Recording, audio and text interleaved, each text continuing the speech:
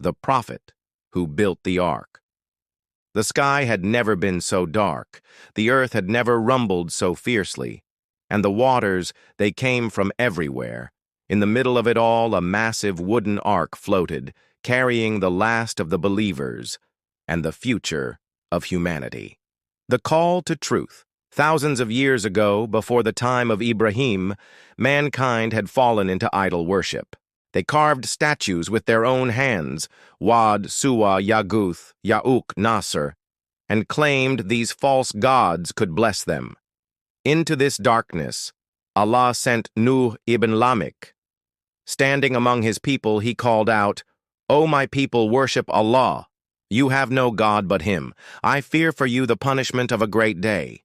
He reminded them of Allah's blessings, the earth beneath their feet, the rain above, the fruits that gave them life. But they laughed. "You are only a man like us, Nuh, and those who follow you are the lowest among us." 950 years of patience.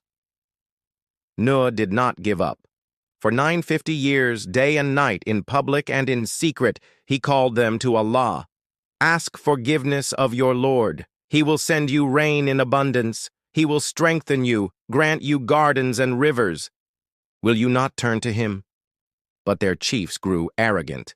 They plugged their ears, covered their faces, and told others to stay away from Him. The final warning. At last Allah revealed, "None of your people will believe except those who have already believed. Build the ark under our eyes and guidance, and do not plead for the wrongdoers. They will be drowned. No more invitations." The time for warning was over.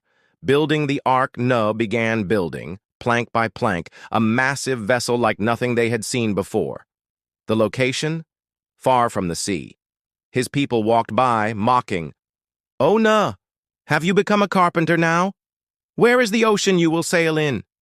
Perhaps your Lord will make the desert flood for you." But Nuh kept working.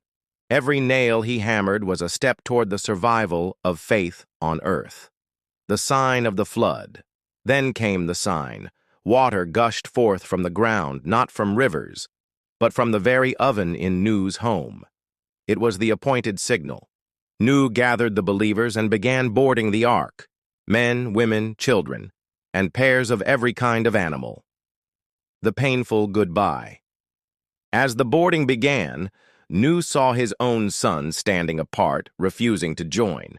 "Oh, my son, come aboard with us and do not be with the disbelievers." His son shook his head.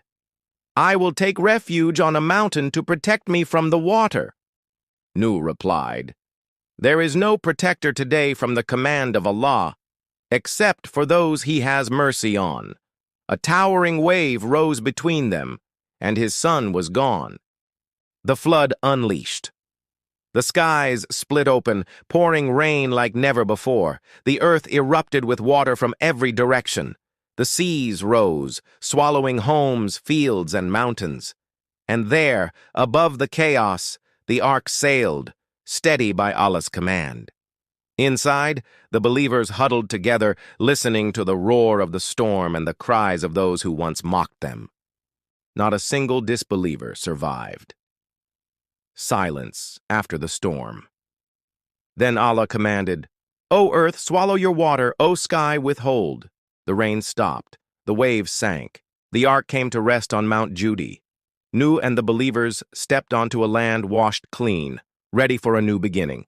The prayer of Nuh. Remembering his son, Nuh prayed, "My Lord, my son was of my family, and your promise is true." Allah replied, "O Nuh, he was not of your family. His deeds were other than righteous. Do not ask me about what you have no knowledge of." Nuh immediately humbled himself. "My Lord, I seek refuge in you from asking what I do not know. If you do not forgive me and have mercy upon me, I will be among the losers."